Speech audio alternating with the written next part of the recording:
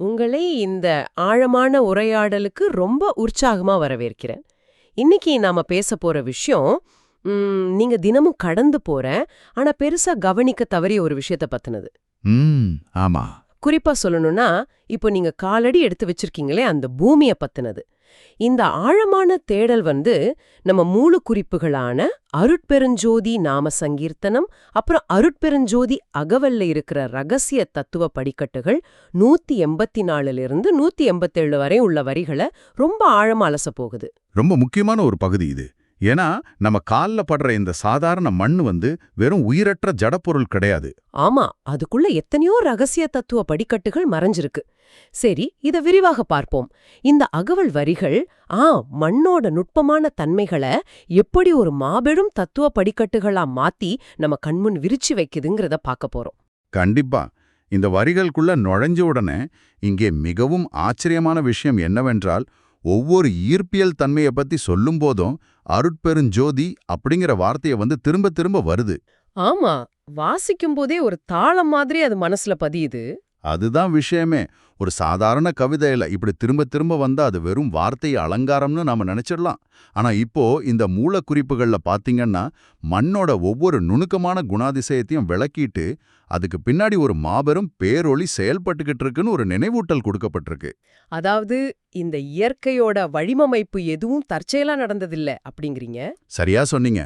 அதுக்கு பின்னாடி ஒரு பிரம்மாண்டமான அறிவாற்றல் இருக்குங்கிறத அந்த மீளுருவாக்கம் நமக்கு உணர்த்துது. இதுல விஷயம் மண்ணோட திண்மை, அதாவது அதோட உறுதியான தன்மைய பத்தி பேசுது. அந்த வரிகள் எப்படி வருது? மண்ணினிற்றின்மையை அருட்பெருஞ்சோதி வகுத்ததிற்கிடக்கை அருட்பெருஞ்சோதி.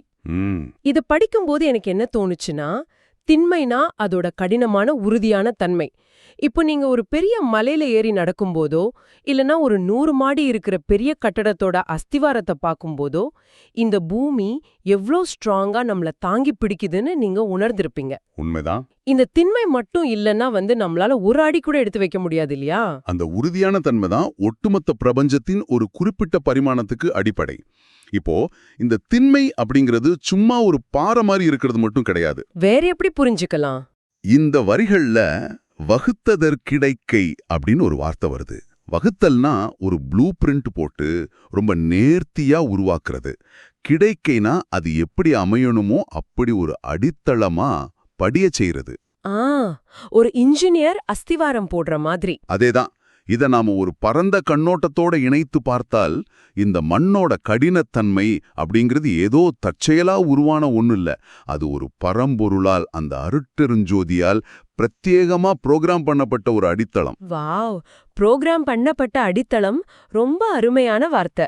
ஆமா, பொருளின் அடிப்படை இருப்புக்கும் அந்த பேரொளிக்கும் எவ்வளவு நெருக்கமான தொடர்பு இருக்குன்னு இது காட்டுது. அதாவது நாம சாதாரணமா பாக்குற ஒரு கல்லோட கடினத்தன்மைக்குள்ள கூட இவ்ளோ பெரிய ஒரு கணக்கீடு இருக்குன்னு சொல்றீங்க? கண்டிப்பா இருக்கு. சரி, மண் அப்படின்னா வெறும் கடினமான ஒரு பாறை மட்டும்தானா? இல்ல, இங்கேதான் விஷயம் மிகவும் சுவாரஸ்யமாகிறது.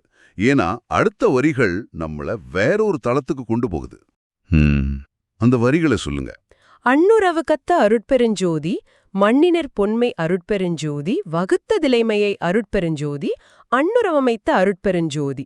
இதுல பொன்மை அப்படிங்கிற வார்த்தை வந்திருக்கு. ஆமா, ரொம்ப ஆழமான வார்த்தை அது.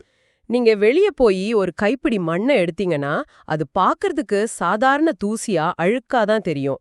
ஆனா அதுக்குள்ள இருக்கிற அந்த பொன்மை, அதாவது அந்த மதிப்பு எப்படி உருவாச்சு? இப்போ அந்த பொன்மை அப்படிங்கிறது தங்கத்தையோ இல்ல அதோட நிறத்தையோ குறிக்கிற விஷயம் கிடையாது. அது மண்ணோட செழுமைய, உயிர்களை போஷிக்கும் அதோட ஆற்றலை குறிக்குது. உயிர்களை போஷிக்கும் ஆற்றல் கொஞ்சம் விளக்கமா சொல்ல முடியுமா? அதாவது ஒரு சின்ன விதைய அந்த மண்ணுக்குள்ள போட்டா அது எப்படி ஒரு பெரிய மரமா மாறுதுன்னு நீங்க யோசிச்சு பாருங்க. அந்த வித்தியை செய்யக்கூடிய உன்னத நிலைமைதான் அந்த பொன்மை. ஆடா ஆமா, வெறும் தூசியா தெரியிற மண்ணுக்குள்ள ஒரு உயிரையே உருவாக்குற பொக்கிஷம் இருக்கு. அது மட்டும் இல்லாம அன்னுர அப்படிங்கிற வார்த்தை இங்கு கவனிக்கணும். அன்னுரன்னா ரொம்ப நெருக்கமா, எந்த ஒரு இடைவெளியும் இல்லாம ஒன்றோடு ஒன்று பொருந்தி போகிற மாதிரி இணக்கமா அமைக்கிறது. பெர்ஃபெக்ட் ஃபிட் அப்படின்னு சொல்வோமே, அதுவா? சரியா சொன்னீங்க. இயற்கையோட ஒவ்வொரு கூறும் மண்ணோட ஒவ்வொரு அணுவும் எப்படி ஒன்னோட ஒன்னு பிணைக்கப்பட்டிருக்கு அப்படிங்கிறத இந்த வார்த்தை தத்துவார்த்தமா விளக்குது.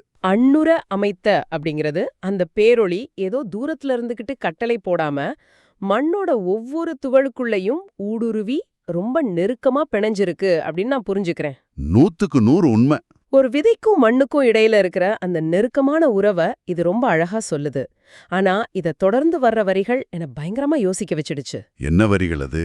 மண்ணினிலைம்பூ அருட்பெருஞ்சோதி வகுத்ததிலைந்திரம் அருட்பெருஞ்சோதி. இதுல ஐம்பூ ஐந்திரம்னு 2 வார்த்தைகள் வருது. பஞ்சபூதங்கள் பத்தின குறிப்பு இது. ஐம்பூனா 5 கூறுகள், ஐந்திரம்னா 5 திறன்கள்னு வச்சுக்கிட்டா கூட ஒரு கைப்பிடி மண்ணுக்குள்ள எப்படி இந்த 5 இருக்க முடியும்? எனவே இதற்கெல்லாம் என்ன அர்த்தம்? நீங்க இதை எப்படி பாக்குறீங்க? இது ஒரு முக்கியமான கேள்வி எழுப்புகிறது. சாதாரணமாக பார்த்தா மண் அப்படிங்கிறது பஞ்சபூதங்கள்ல ஒண்ணு. அதாவது நிலம், நீர், நெருப்பு, காற்று, ஆகாயம்னு 5 இருக்கு. ஆமா, இதுல நிலம் மட்டும்தானே மண்ணு. அங்கதான் தத்துவார்த்தமான ஒரு புரிதல் தேவைப்படுது.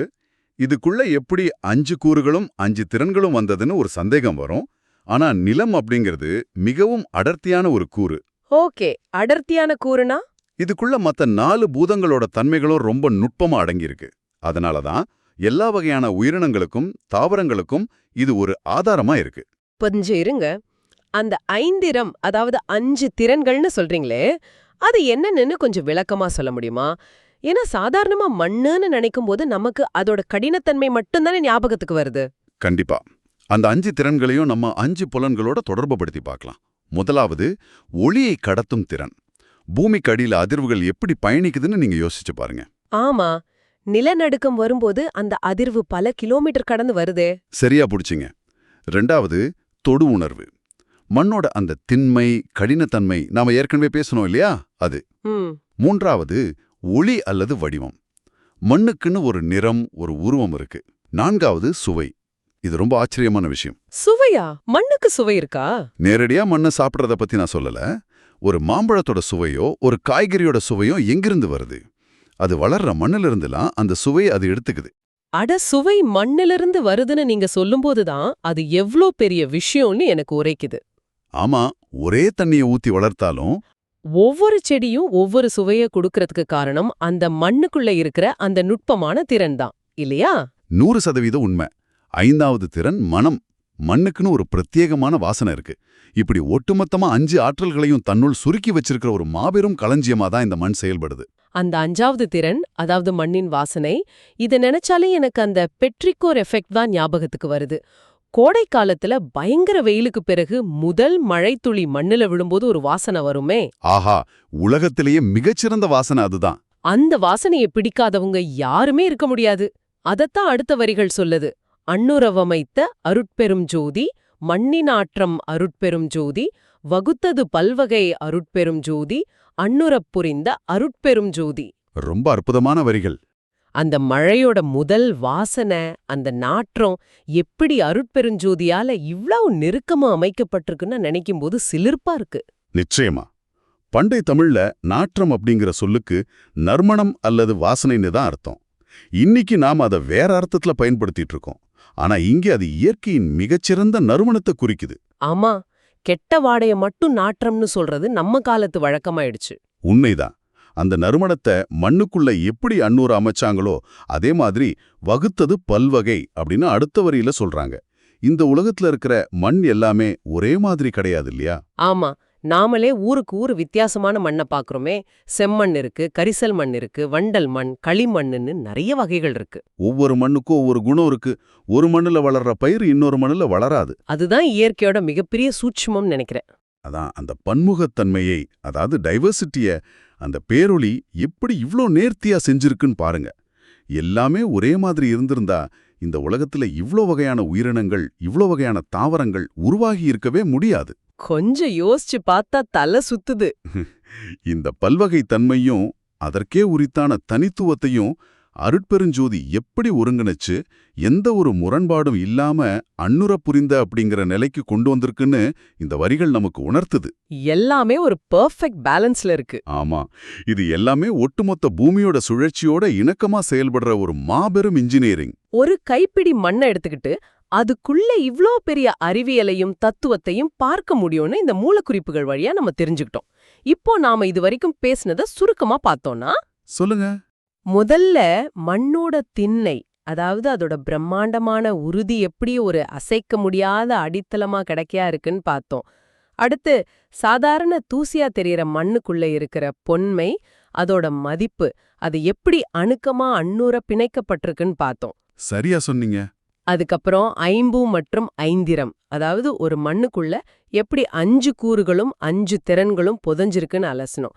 கடைசியா அந்த பெட்ரிகோர் வாசனை, அதாவது மண்ணின் நறுமணமும் உலகெங்கும் பரவி இருக்கிற அதோட பல்வகைத்தன்மையும் எப்படி அருட்பெருஞ்சோதியால ஒருங்கிணைக்கப்பட்டிருக்குன்னு பார்த்திருக்கோம்.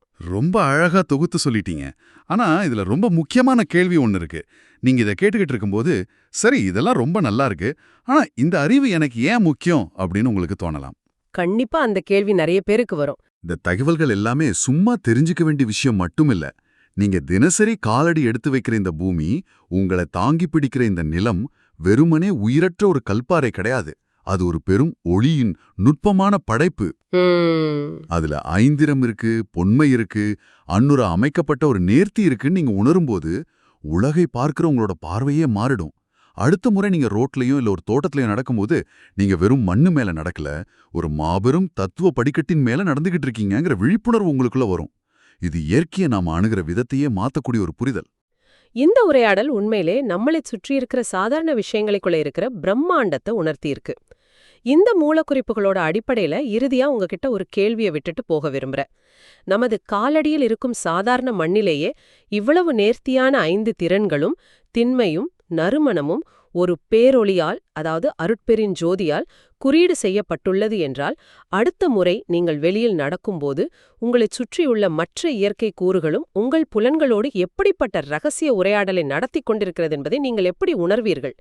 இதை நீங்களே சிந்தித்து பாருங்கள். இந்த ஆழமான தேடலோடு இன்றைய விவாதத்தை நாம் நிறைவு செய்வோம். தொடர்ந்து பல புதிய தேடல்களுடன் மீண்டும் சந்திப்போம்.